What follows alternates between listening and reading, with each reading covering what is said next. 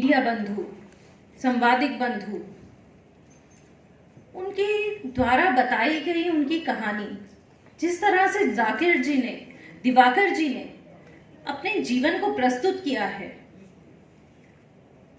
यही बात मैं आप सबके सामने रखना चाहती थी, पूरे समाज के सामने रखना चाहती थी। क्यों रखना चाहती हूँ? क्योंकि देखिए, संवादिक बंधुता एक बहुत बड़ा रिश्ता है। सोसाइटी, समाज, कोई भी बिना एक दूसरे के सहयोग के नहीं चल सकता। मैं यही बात आप लोगों से कहना चाहती थी, कहना चाहती हूँ और कहती रहूंगी कि हर संवादिक भी एक परिवार में भाई है, पिता है, बेटा है, उसका एक जीवन है।